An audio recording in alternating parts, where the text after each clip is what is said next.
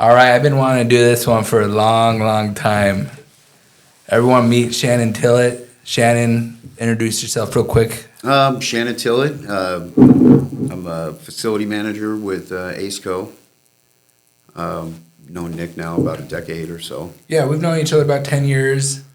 You know, we met through the scrap game doing bins, and it's been good, man. We've known each other through a lot of different buildings that you've had, a lot of different places, and I don't know. I don't know if it's different positions for you. It's kind of this. It's been kind of the same. It's an evolved. That's what I always thought. It felt like the same position you've been in. It's an evolved position, but generally a same position. So how do you get into the machine shop world? I mean, I got into it. I as a teenager, I started working for a company called Haas Automation. Okay. And I worked at Haas. Quite honestly, I started there as a janitor. They're now one of the largest machine tool manufacturers in the world. But I started there as a janitor as a teenager. Did that for a couple of weeks, and then just started making my way up. You just worked your way up? Yeah, my cousin worked over there. He worked in the manufacturing side, so he ran the lathe side of the machine shop for fabricating parts to build machinery. Mm-hmm. And that was my in as a teenager, as a young kid. I went in and did that, and then started building transmission, building spindles, and getting into doing casting assemblies and all that. And that's kind of where I started, a machine tool builder by trade, and then got into field service and doing all that. So are you from here? I'm not. No, I was born in Southern California. Okay, that's where my mom, dad, wife, a lot of people I love were born in Southern California. Yeah. It was kind of a trip, though. I moved to Idaho, and then I did one of those DNA tests at one point, and I actually found out that my grandfather was born in Cuna. Oh, really? Yeah, I had no idea. I had no idea. And then so we have quite a lot of family history right here in the Treasure Valley, which I had no idea about. Well, why do you guys move up here? Did you move here as a kid? No, I moved here, 15 years ago. Oh, okay. Oh, so you started at Haas in California. Oh, yeah. Okay, yeah, got it. Time ago. I was thinking that was 30 years ago, yeah. Okay, so you started that there. Yeah, quite a long time ago. And then, so what brought you to Idaho? Essentially, we had a failed business in California, and we had some friends that were living up here. Was it your business? It was. Did you open your own machine shop? I didn't have a machine shop. We were refurbing and also building CNC machines. And it's just, it's a big game to get into. Mm-hmm. My little 26-year-old britches couldn't quite fit into that. Yeah. I mean, I had some success for a lot of years, but then eventually that business dissolved, and we ended up moving up here. A friend of ours had a house here in Boise. Okay. And he kind of he said, hey, come on out here to Boise, Idaho, and figure it out. Came out here. Quite honestly, I met the Jensens through ACECO really early on, and plugged in with those guys. And the Jensens, are they like the original owners? The original owners. Okay. Yeah. Did they own all the locations, like the ones on? It's all branched out. So back then it was just two little locations. Okay, and then now the family stayed with the one location. They still have that place. The ACECO knives and all that kind of stuff. Yeah, that's what I was wondering. So they still do that stuff. Those guys have a very successful business, great family. I left there, did a project with the Simplot in the food industry, actually, for a little while. Out here in Caldwell? I did, yeah. When we first started building the factory here, me and a whole bunch of other people, we were part of that first phase of the factory. So, building it? Yeah. It was, I think they had just had the concrete finished when we started there. They were popping walls up, and then we were involved in just the very first part of the equipment coming in there and doing all that, setting up equipment and doing all those things. That's cool. Because that touring that facility is amazing. Like what they're doing It's now. grown tremendously since then. If you ever have a chance, you would find it fascinating. When it first started out, I guess was probably maybe 12 years ago, something like this. I stayed with them for 2 years, and then I ended up back at ACECO, but with the different division, that group that I'm with now. Okay. So we've known each other a long time. We talk pretty often. right. You hit me with some pretty heavy news. How many? I don't remember how many years. 2 years ago. Was it 2 years ago? 2 years ago, I was diagnosed with advanced stage. I got advanced stages of cancer. Mm-hmm. It started as prostate cancer, but it's been lymph node invasive, muscle invasive, bone invasive. So it's kind of spread throughout me. If I remember right, you told me that you only had a few months? Well, at one time, here's what there's that, what does that say? They got that saying, right? Like, I may die tomorrow, or I may live another 20 years. Yeah. But I'm alive today. Mm-hmm. And that's really transcends. That's something that's always been true for us, right? Yes. Everybody always kind of gets up. You live each day to the fullest. And, but yeah, I'm a walking miracle, still got what I got, still going, still doing all the things, live, love, laugh, work, all of these things. I think I've always been pretty passionate about life in general. Yeah, I think so too. Like I know you before the cancer, yeah, obviously, and then after. But I do think you had some changes, don't you? Oh yeah, yeah. I've definitely settled down. It'll get your focus. Yeah, it will get your attention for sure. It probably, I would assume, it would right size some problems. You have these problems in life. It does. I mean, a lot of the things that we get.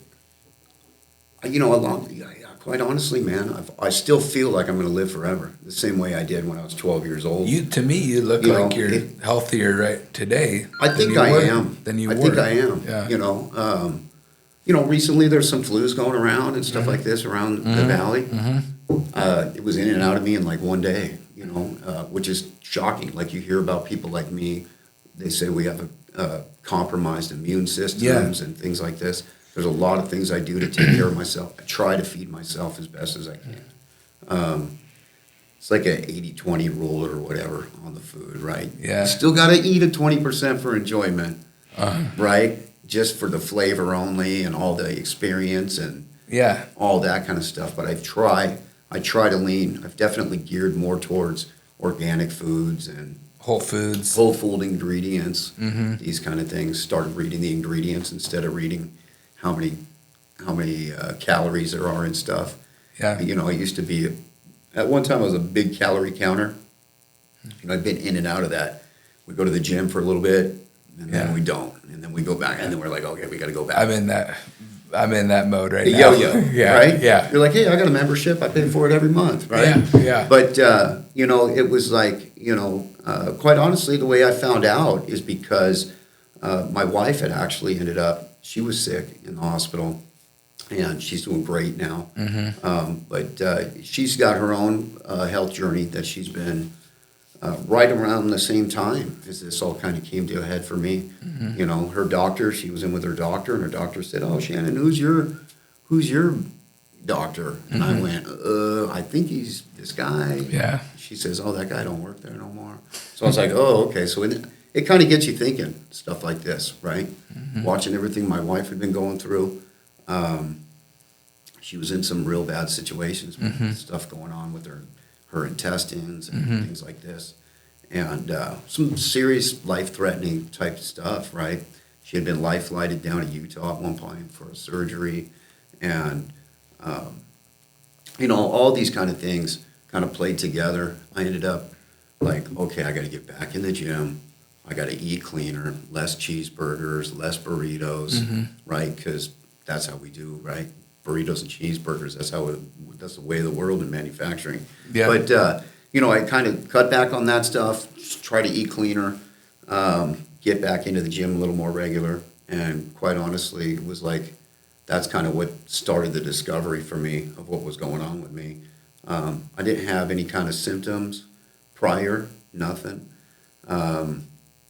So you didn't know about Not at all. cancer yet? Not at all, man. Okay. You're just trying to get healthier. Yeah, just trying to get healthier, and there's a nurse practitioner / sports medicine kind of guy that I was a nutritionalist, essentially, that I was teamed up with, this guy Ben.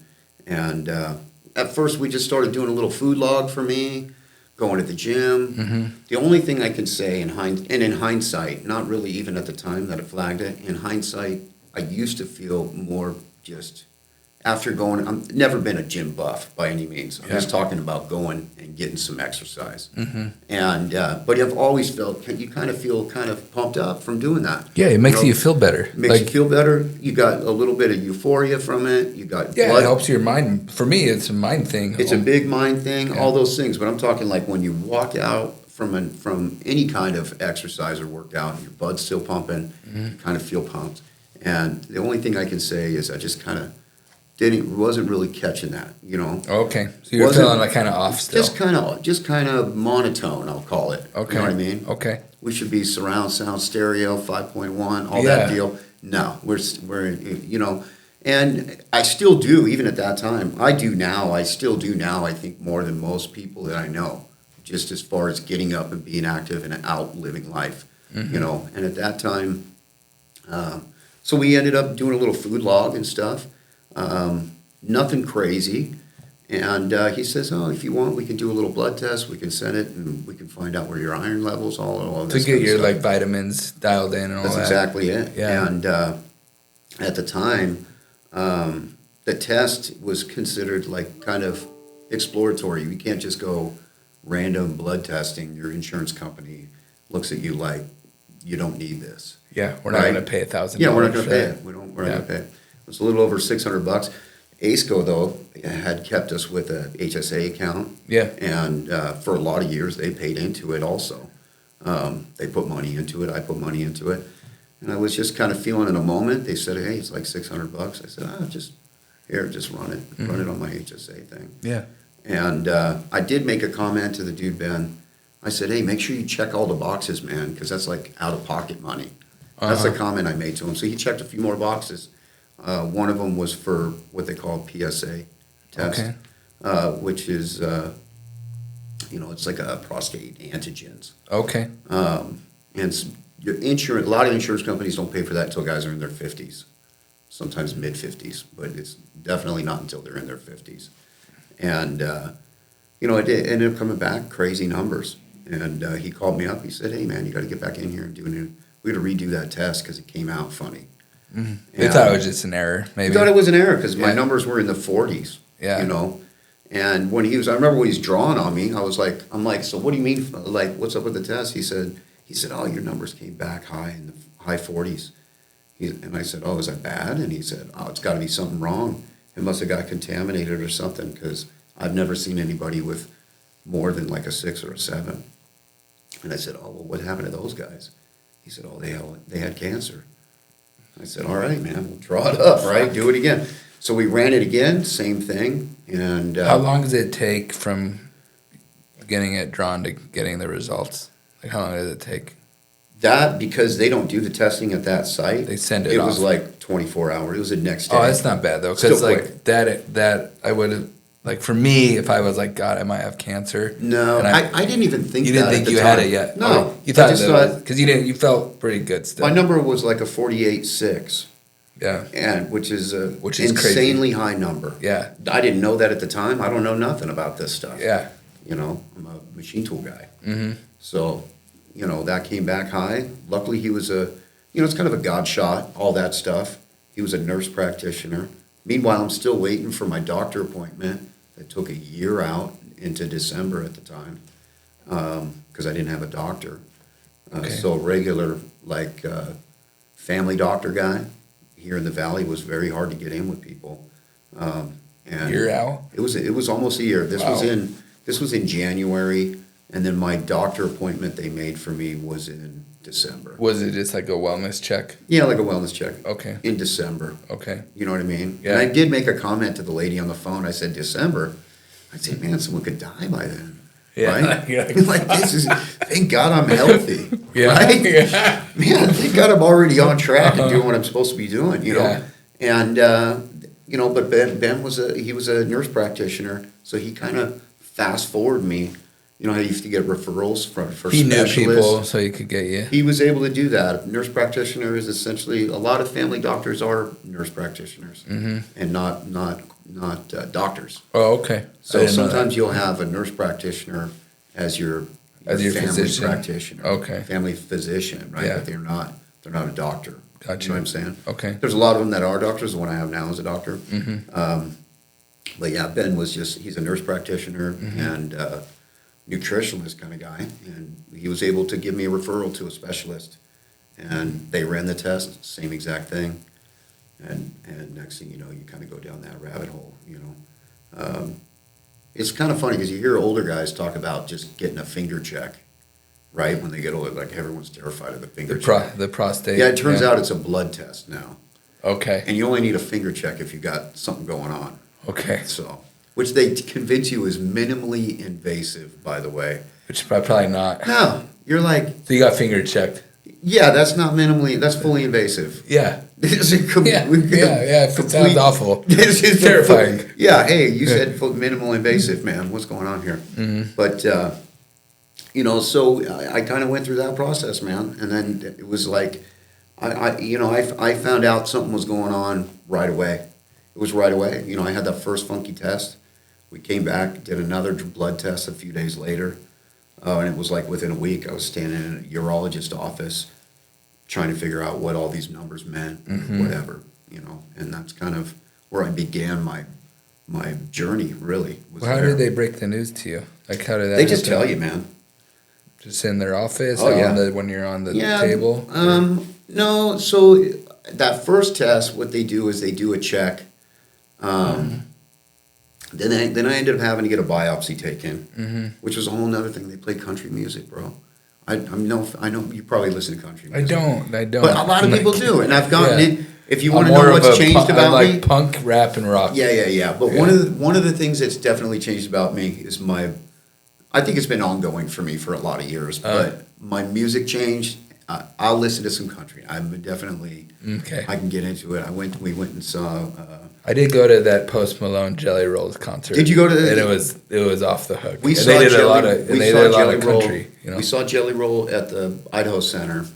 Phenomenal. Oh, he was great at Boise State. It was very inspiring. Like, You know, I'm pretty self-centered too. So when he looked, he gave me the eye lock. I'm like, that's for me. That's for me. probably was. It probably was. He does the chest pump and he gives it, and I'm like, that's right. He said, there's my homie Shannon. Anyway, but they put on the country music. Dude's is kind of funny too. His name's Nick as well. One of my doctors, my surgeon, and they put on this country music, and they said, "Do you listen to country music?" I said, "Look, you put on whatever you put on that makes you make this swift." You know what I mean?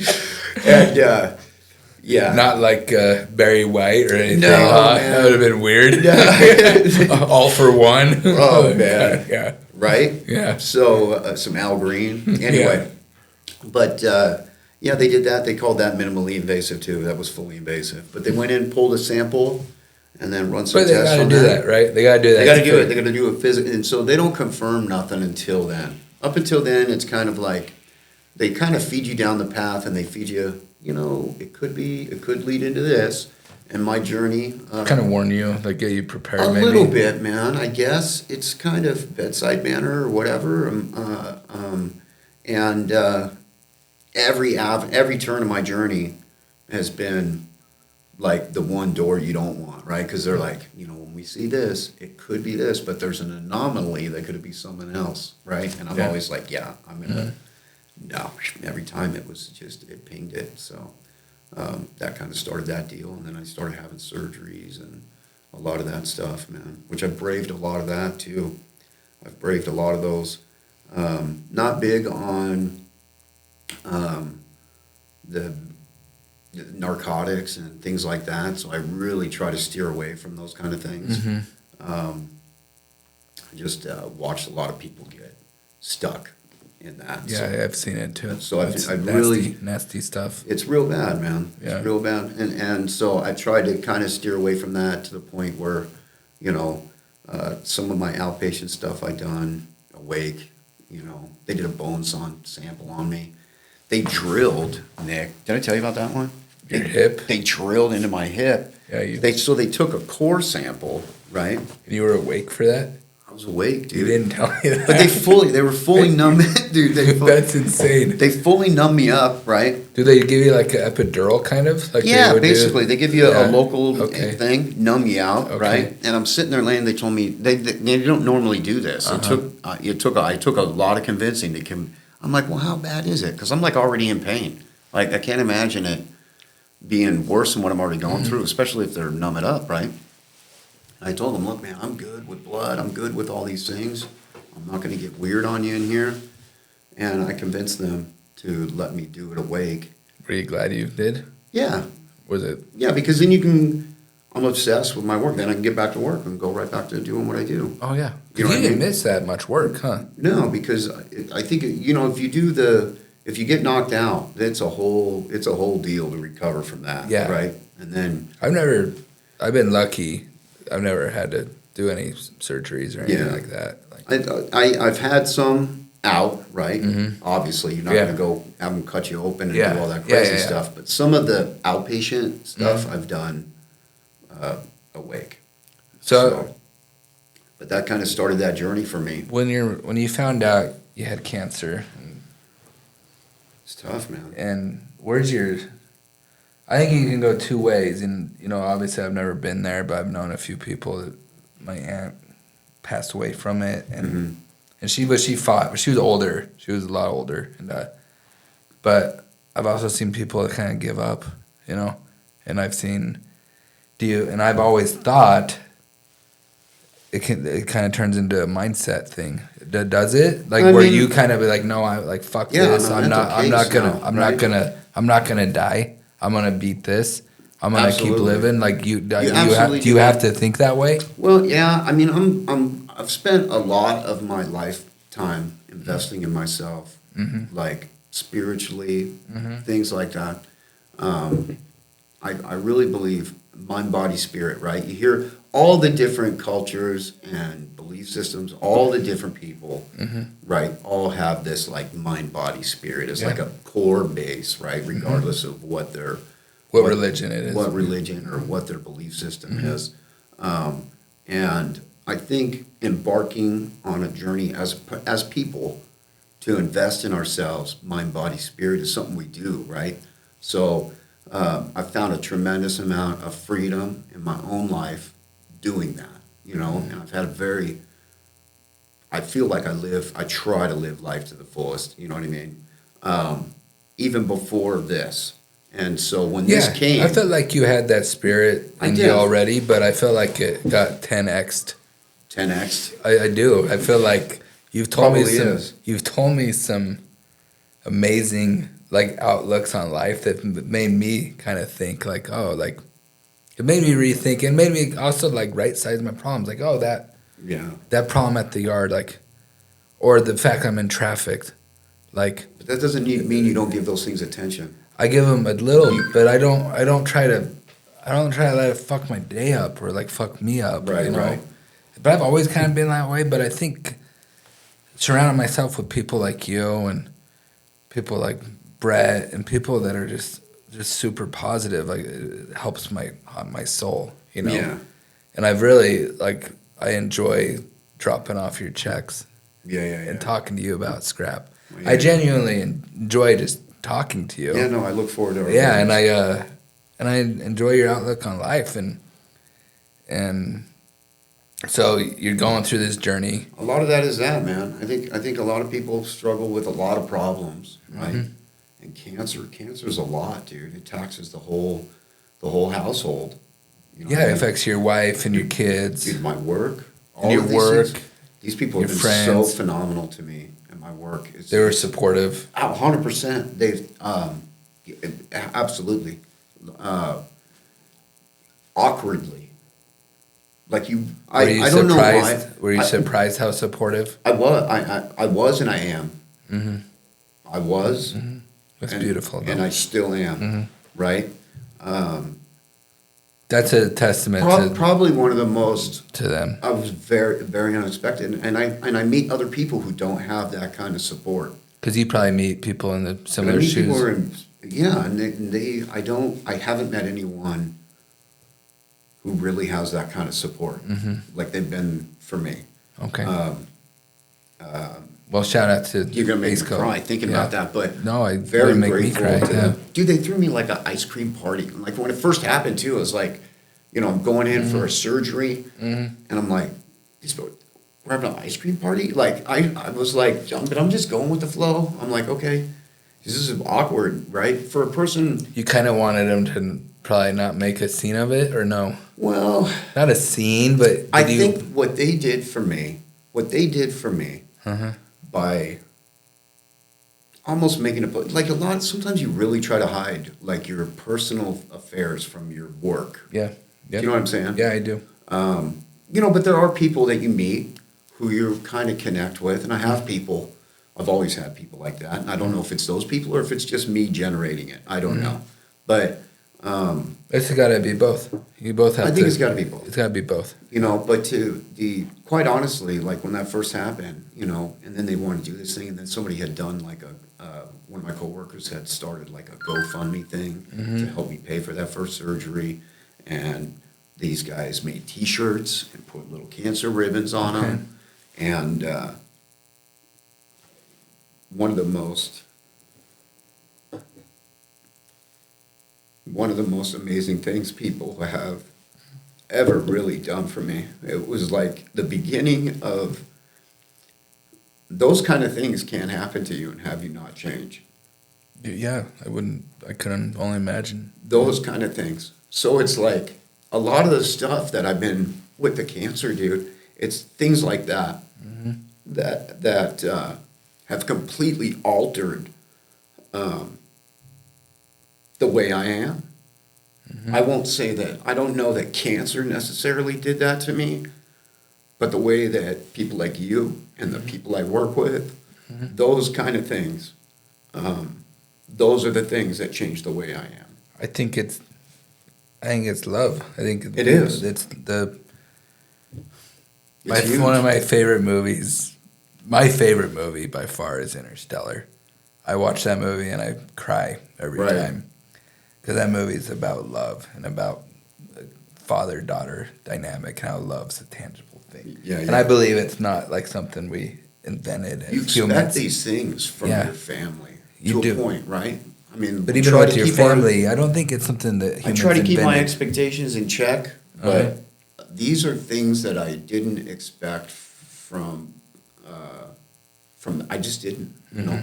And I think too, I've always been like the kind of person I want to fix it for you. I'm a people pleaser. All these kind of things. I'm the same way. You know what I mean? A lot of these things. And you probably try to take on too much sometimes. I always take on too much. Yeah. I'm a yes man. Yeah. I never say. You know what I mean? Yeah. Defectively, I never say no. Yeah. You know what I mean? And then I end up dropping the ball on things or something like this because I just don't. I don't say no. Yeah. If you need something, we're going to figure it out. Yep. So, to have people embrace me was, I don't know that it was foreign, but it was very overwhelming, And I've had a lot of friends that I've made over the years. One thing it did is I started to hear from people from across my entire lifetime, like childhood friends, co-workers people I've worked with for forever. Modern day with social media and things like this, we kind of all stay connected. But I had people come to visit me. It's been very overwhelming. A lot of people, and very blessed and grateful for that. And I think what I love about your story, and I think a lot of people focus on negative things and bad things that happen, but I think there is so much beauty out there. And even your story, like, it could sound real ugly, like you got cancer, but it turned into this beautiful thing where people just are pouring love to you, and it's a genuine thing of caring. And I just think that the world needs more of that that love. You do. And that's why I wanted to talk to you. I've needed more of it. I've needed to give more of it in the past. You know what I mean? We're all guilty of not giving and enough or taking too much. I always, and a lot of the stuff that we do too, like too, with the things with cancer, cancer's come so far. When I was a kid, if you heard someone had cancer, that was it, man. You're lucky if you saw them again. It was that. You know what I mean? It's not that anymore. I got some advanced stages cancer, and I still suit up, show up, go to work, go fishing, go play in the woods. Still living your life. You didn't just go lay in bed and my kids have surrounded me. I've been a part of their lives. I got a little grandbaby, Olivia now. All these different kind of things, man. And it's like I definitely feel different. In a lot of ways, I refuse. Like when I worked into that first waiting room, right? They have this phrase like, your people are your people, right? So like if you're in a meeting, if you go to the doctor's office, those are your peers in the lobby room. You might not think they are, right? They might invite you to a meeting and you're sitting in a meeting thinking, it's either twofold, right? It's either, hey, they think better of me, or really, this is what they think of me? You know what I mean? Yeah. So it's like, it's kind of twofold like that, right? And so I walked into that lobby, dude, and I see people who are just completely saturated with depression and all these kind of things. And I've come from that already, right? As a kid, I grew up in made a lot of bad decisions as a young person, brought my own suffering upon myself. And, the last 30 plus years, I spent my life just trying to, live right, do right, all those kind of things. And, so these kind of things, when you find yourself in that environment, it's you, and I was like, no way, hell no, if I'm going to let it do that to me, That's where I was going with your mind. With the mindset and all that stuff. The doctors do stuff, everybody does stuff, and I think everybody needs something to do, right? They got that phrase that it's been centuries old about idle hands, right? Yeah. And so, I got my chemo lady, she's doing the chemo thing. She's over there.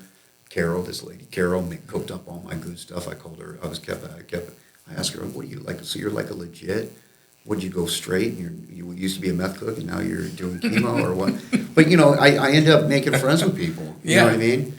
And that lady, she brought me back there.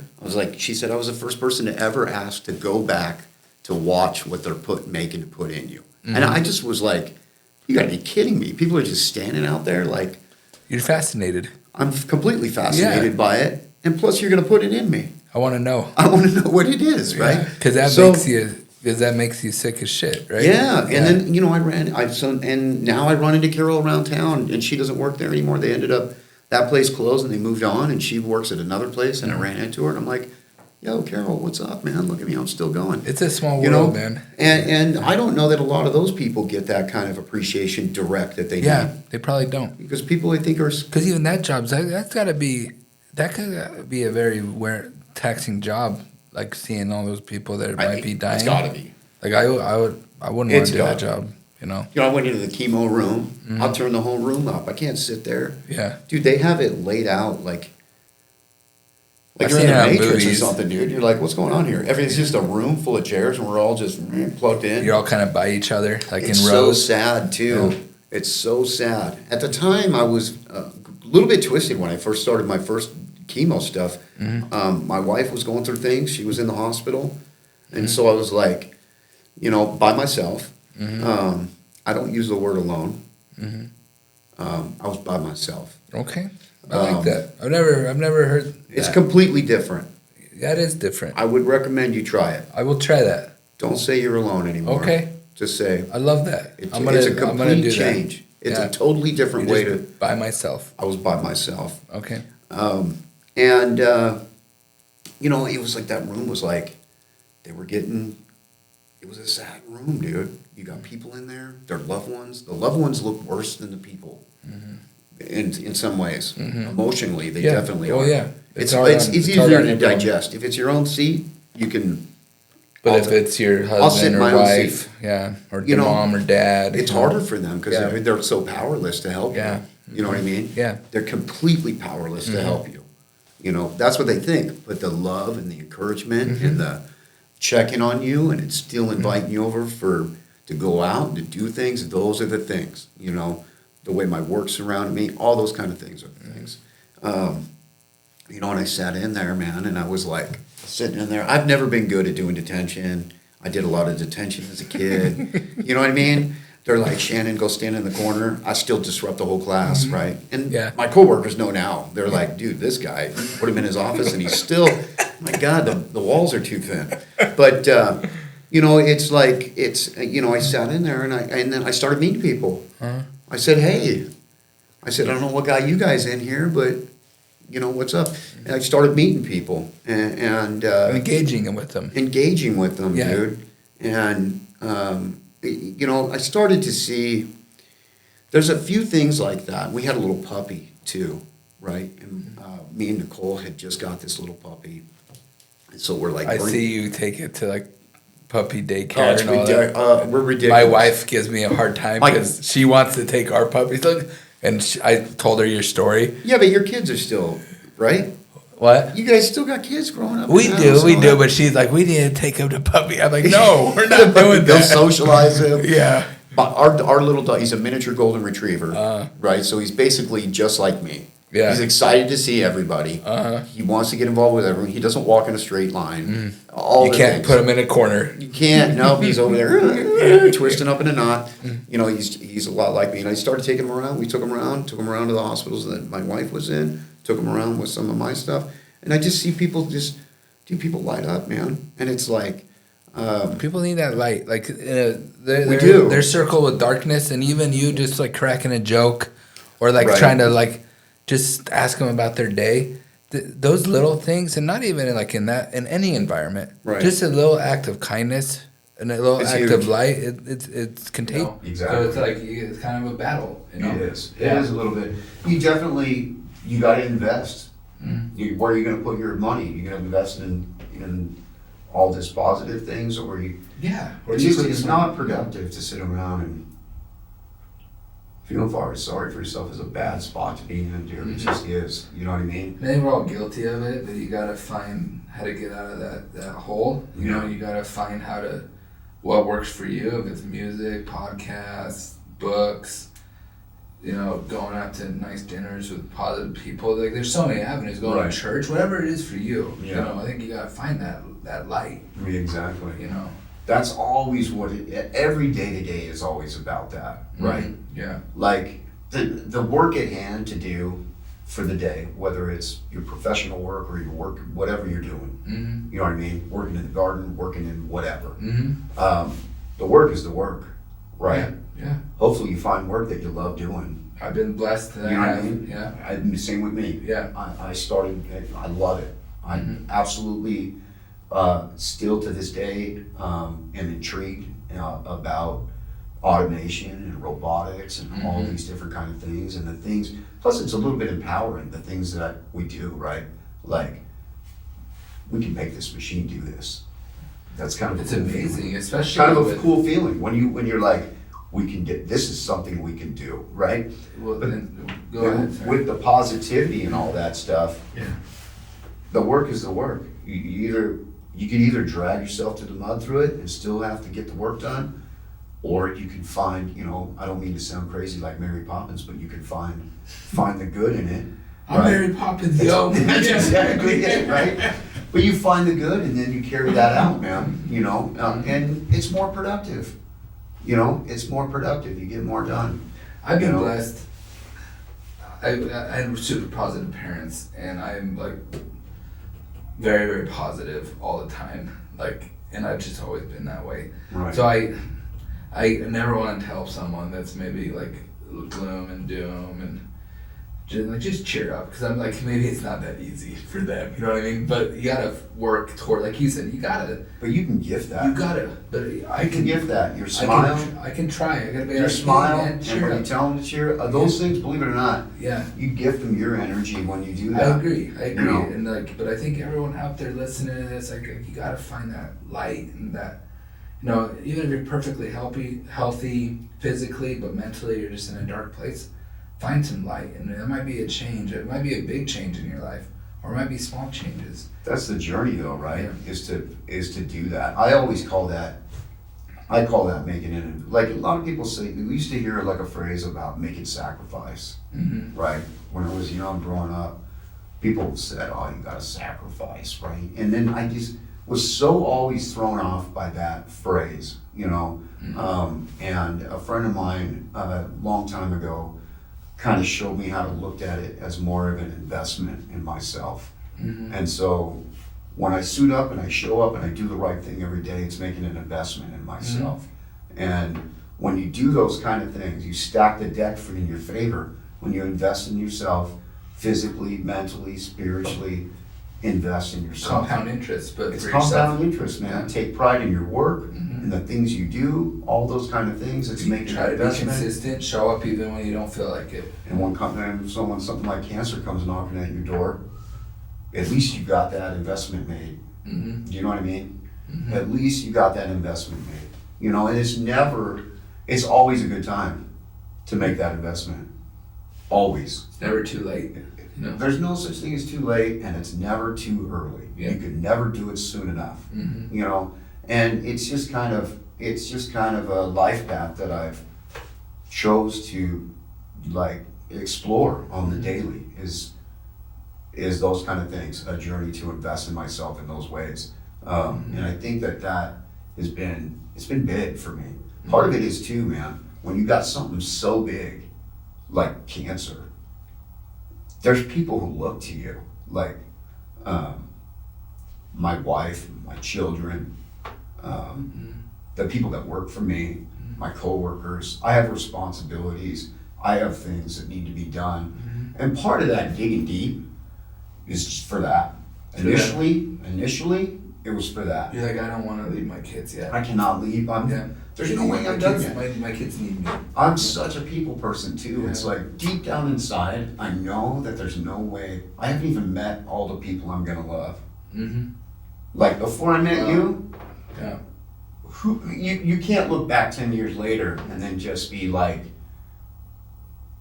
the level that our relationship, right, has grown to is just based on me and you. Do you know what I mean? If you brought anyone else into this room right now, it would change the dynamics of mine and your But relationship. just me and you. Do you know what I mean? Yeah. And I don't know that a decade ago, when we're doing a quick bid change or whatever, Yeah. is not. There's no way you could foresee what the possibility that can happen. No, that's where you gotta have an open heart, an open mind, and you gotta be willing to just be a good person and be open to new relationships. But I think that the way that I've been like that is what laid the foundation for me to have the support I didn't know I was gonna need. Yeah. It's big. You know, and that could have been so whatever you want. Even when you heard what was going on, you know what I mean? It's like my work let the cat out the bag, and believe it or not, at first it was like, it's terrifying to think that my whole industry is going to know what's going on with me now. Who wants to invest in a guy who's got the clock ticking? Yeah. Right? But the reality is that all of our clocks are ticking. It really is, you know, and I think what those people did for me at my work, by opening that up for me, opened it up for the whole rest of my life, you know what I mean? And those kind of things, man, I think are so precious and so important, you know, and that's not something that happened on that day. Those are, my interactions with you have been ongoing for almost a decade now, you know, and it's the case with other people that I've met. And I didn't know that I was gonna need, you know, Nick, the scrap king, to give me a hug. Yeah. I didn't know I needed that I until that didn't day know, came. and I didn't, vice versa though, I didn't know I So- needed some of your perspective on being a dad. Cause Yeah. you gave me some unique perspectives, even when you were gonna be a granddad. Yeah. I'm like, how is that? You gave me some, I won't go into those details, but you gave me such a unique perspective because of your new kind of outlook on life. Right. That even made me kind of be like, you know what, I need to chill the hell out on some of the stuff I'm doing with my kids, you know? Yeah. And I just like, so it works both ways. I mean, I'm definitely on. I'm trying. It's definitely turned the gas up. Mm-hmm. We definitely gassed up on trying to do better. Yeah. You know what I mean? In all areas, do better. Well, you've been an inspiration to me, So an inspiration to probably many. I'm still going. I did a 5K a couple of weeks ago with St. Luke's here in town. It's awesome. We did a little 5K. You know, and at one point I was in a scooter. I was dragging my leg around like a I remember zombie. that. Yeah, just crazy, dragging my leg around. Turns out, I had no idea what was going on with me, but it turns out, that's what we had going on. I did a little 5K. What's funny about it, when you say 5K, everyone goes, wow, yeah, you did a 5K. It's like 3 miles. It's like 3 miles. You can say, if I said, hey, Nick, I walked 3 miles, you'd be like, what is this a thing? But you say 5K, and you're like, and don't get me wrong, man, when they gave me that award, I wore the award, I mowed the lawn in that. I love it. Little grandstanding, like, hey, look at this. But even so me and Brett and Chad, we did the rim to rim. Yeah. Grand Canyon, 22 miles. Wow. And I'm not kidding. There was a point in the box, it's 120 degrees. I'm not nearly in the shape I needed to be. I hurt my knee a few miles in. I thought about when I felt like kind of like giving up down there. Yeah. But there's no one that's gonna save you. You're gonna literally die down there. Yeah. And I'm like, dude, I thought about you. Did I'm you like, really? I swear to you, I did. I thought about you. I thought about, of course, my kids and my wife. And I thought about my friend Tim Schaefer had a spinal cord injury, and they told him he is another walking miracle because he's walking. Yeah. And they told him you're not gonna ever walk again. They told him that, and now he's riding bikes, walking. He's not who he used to be, but I think he's actually a better person. He's not the same snowboarder he used to be. Right. But I went snowboarding with him. Right. But I thought about you and him, and I'm like, if those guys can fucking still be doing their thing, like I can fucking walk another 5 miles. And I have to do it. At some point, you have to invest in yourself. You got to invest in yourself because no one else is going to. Mm-mm. And if you don't invest in yourself, you're not going to get anyone else on board with you either. No, You know what I mean? Yeah. That's got to be true, genuine, Mm-hmm. built. That's not something that can be built on a facade or any of that kind of stuff. And I think that I refuse to let it take me. Mm-hmm. I just refuse, There's always that, that phrase about one door closing and another door opens, and I don't linger. At least on some things I do. And sometimes I'll be like, hey, open the door back up. You know what I mean? Yeah. Even though it's like, dude, this is not good for you. You know? Yeah. But, in this case, dude, I was like, whoop, one door closed. I don't have time to feel bad about it. We're going to move on to the next one. Mm-hmm. And a lot of it has got me to get up and seek solutions for myself. Mm-hmm. Even in the medical industry, man. Not everybody knows everything. We only know what we know. We only know what we know. They're making guesses too. They're right? a little bit. Yeah. A little bit. They're Little, they're no different. They're professionals like me and you. Yeah. We They have do their best. We have an understanding of some things, and we try to do our best to kind of guide things that way. So you definitely got to invest in your own self in that case. And quite honestly, man, it terrifies me about what elderly people go through going through something like this. Mm-hmm. You know what I mean? And we've got a culture in our country where we the elderly are kind of put them in a home or do whatever. It's shifted. Yeah. And quite honestly, man, I think some people get lost in that. Mm-hmm. They don't know what to do to pursue, and their lives end up short because of it. I really believe And that. I think, You gotta be the one who's gonna pick up all the other pieces of the project, right? if you look at all these different things like a project, you got doctors, surgeons, chemo people, radiation people, and then what am I doing? What's my role? Mm-hmm. Do you know what I mean? But those people in like the elderly home, and you know, I told my wife, I told her your story. I show her Right. pictures of your dog, and Yeah. and I'm like, and I told him I'm doing this. I think I'm really excited for this podcast. I've never been more excited for a podcast than today. And Really? and she's like, do you think because she's a social worker, she's graduated, and she's like, do you think he had like a social worker to help him get through? I've talked to a lot of different people. And I'm like, I don't know, I'll ask him. But I think like those elderly people that maybe don't have anyone. They do. And So, hopefully at least a social worker is someone that's helping them. There is, You know? but you gotta make those calls. They're not coming to you. They're not just gonna come. You have No. to go out and You have if to you're- seek all of it. And if you're someone that doesn't maybe have a good support system, they could maybe fall through the cracks, unfortunately. Right. And I think that they're just not gonna come to you. Yeah. You know, and I think that's what happens with people who are far more disabled than I am, Mm-hmm. or elderly, or if they have any kind of, if they're not keeping track.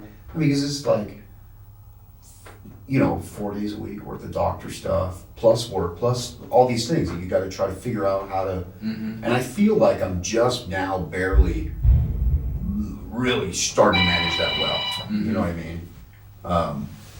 That's kind of where I ended up with that.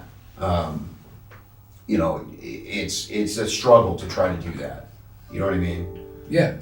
It does no good. It takes work. It also does no good. I've heard other people, they kind of get on the sad trip about, not everybody has something. You know what I mean? Everyone has something that they've got going on, and if it's a big deal to an individual, it's a big deal. It doesn't matter what it is. Yeah. It just really doesn't, Yeah. I think we spend too much energy on, we want to categorize shit for everybody. We got no business doing that. You're right. We got no business doing that. If it's a big deal to somebody, it's a big deal, period. Mm-hmm. If this is the biggest thing in their life, it's the biggest thing in their It's life. just the same thing as maybe like someone's huge deal. To my huge deal is not going to be the same huge deal to some celebrity that gets a big role. Right. They make $100 million or something like that. But it is on the same level. So Sorry, got that ringer off finally. okay. But yeah, those kind of things are always kind of playing into that, and I really try to go out of my way. I've met a lot of really cool people, man. Just not only on this journey, but especially on this journey. Just the journey of life. See, the people that work in those medical industry are phenomenal people. Mm-hmm. You know what I mean? I don't see the parking lot full of BMWs and Lamborghinis and Porsches, man. I see Honda Civics. Mm-hmm. I see these are working class people, Mm-hmm. and they've, Most of them did it because they care about people. they care about people, Yes. man. Yes, And as much as everyone wants to get caught up in the red tape of everything, the politics of our country and our healthcare system and all these things, these people are, we always talk about the teachers. Yes, people who are being a service to people are underappreciated. I agree. Just in general, Yes. And when it comes down to it, these are the people we need. Mm-hmm. Agreed. When the brakes get thrown on life, these are the ones we need. You know what I mean? And you may look up from a hospital bed, crack your eyes. They got a mask on, you don't know, but you see those eyes, Mm-hmm. and you're like, Connected. thank you. Okay. Good. You know what I'm saying? Yeah. Absolutely. Mhm. So, a lot of that kind of stuff, to carry that every day, I mean, the one thing I will say, cancer is a full-time job. Okay. It's all day, every day. It's a conscious effort about the things you do, all the stuff, navigating scheduling, all the things, and then you definitely have a shift in perspective on the kind of things you're putting in your body and all those kind of things. When you find out that you've got something like this and it came from something that I put my body in or around or put in me, Mm-hmm. essentially, we're feeding ourselves these things, So that's what I think. it definitely changes the way you are with all of that, right? Now I used to be all about all the stuff, all the snacky stuff, putting poison on my yard, all the things, all the things, and now it's like, okay, You're not putting poison on your weeds anymore? no more. Let's okay. pull them. Let's just pull them. Okay. You know what I'm saying? It's like, because those are things too, we don't think about it, but we're, even in our neighborhoods, right, we're putting these toxins, right, we're bringing them home. Yeah, you're right. I take all this safety classes in my professional career for 30 plus years about being safe at work. And there's things that aren't allowed at work. They're allowed at home. I can go grab it at the grocery store. But it's illegal in a commercial environment in the United States. But now but I can still bring it home. You know what I mean? So it's like you start to think about, because we don't put a lot of awareness into the reality of the kind of poisons that we bring into our neighborhoods and bringing into our homes. Yeah. You're right. We just don't think about that. And the poisons we're putting in our body. Like in our body, we spray, hey, well, it's a little dandelion, we spray it. Everyone wants to save the bees, but we want to kill off all the dandelions they need, right? Yeah. And it's like all that stuff, and then we spray that, and our dog runs through it, and our neighbor's little kid is out there on a slip and slide playing, and just... It's all connected. It's all connected, man. So it's like when you end up in a real situation like I found myself in, those kind of things you see. I never saw them before, and I can't unsee I thought them. about the food much more. It just goes to so But I many didn't different think about a levels. lot of that. So now you see dudes out there on Saturday sprays Roundup on his whole yard, Yeah. and then Saturday afternoon he's got his kids playing in it. You know what I mean? So it's like we make effort on some things and forget it on others. So I do think people are getting a little more aware on the food, right? But that stuff. Because we only think commercial level. Yeah. We only think about like the oil spill in the ocean. We don't think about a little bit of poison at home is okay until you find out. Whoa, you're sick. Yeah, and then you find out you're sick, and you try to, all these different things that come into play. So I'm definitely I'm gearing towards that tree hugger mentality. Okay, no, I like. You know what I'm saying? Yeah, I get it. Some of those things are new for me, for sure. So you probably didn't think that way before. No. No. No. And so those are the things, man. You got to stay positive with those things. You got to continue to invest in those kind of things and just better yourself, better your environment. All those kind of things are just an active progression, But well, I got one more question for you. What do you got? What's, if you've got just one last piece of advice for me, what is it for my life? You just gotta live every moment, dude. Okay. Don't take it for granted. Don't coast. Okay. Don't kill time. Don't put shit off. Don't put things off. Don't do those things. I think the most profound thing I think that has changed for me is about seizing opportunity. Right? It's like, I think seizing opportunity is the biggest shift for me.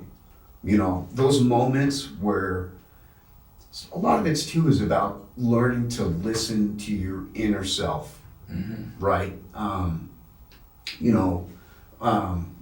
I meet a lot of people because it's something I've been a little bit in tune with. You know what I mean? Where I see if I'm stuck in line somewhere and someone's got a sad face, I'm gonna say something.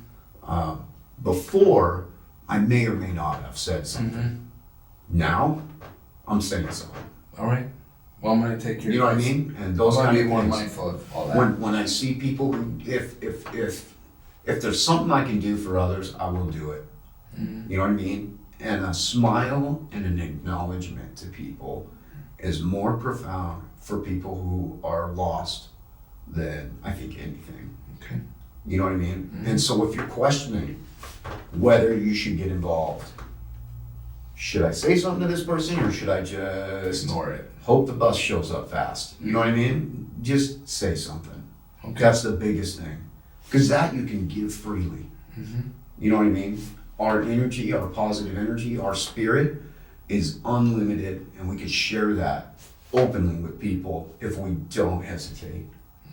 You know, and I've had a lot of people in the last couple of years that I've tried to really do that with. The return is crazy. It's just crazy return.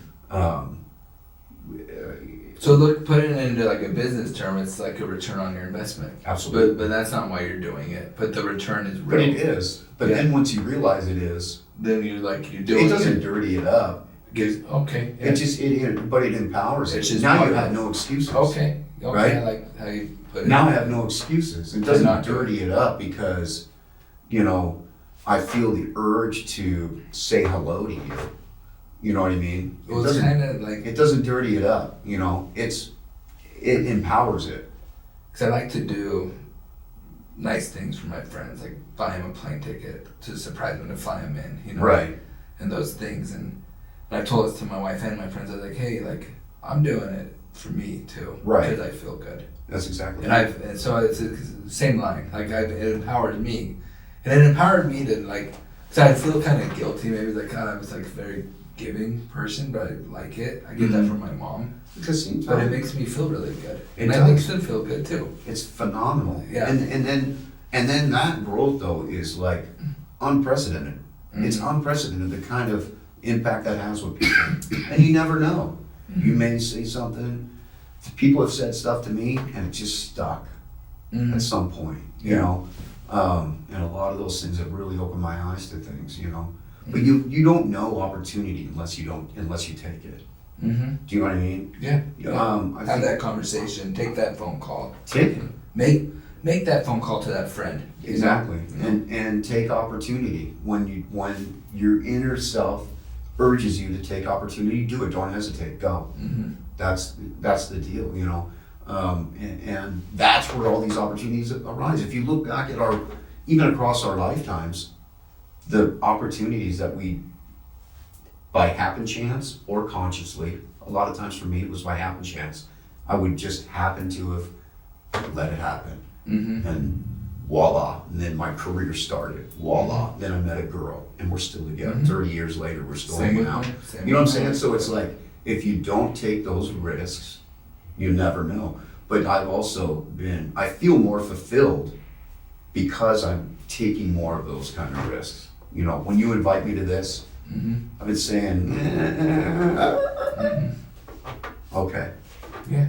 But I never gave up. I kept Yeah, asking. you know what I'm saying? But I was like, but this last time you asked me, I'm like, all right, Shannon, put your money where your mouth is and take the opportunity. So Your story is beautiful. Thank you, Shannon. absolutely, I love you, bro. I love you too. And thank you.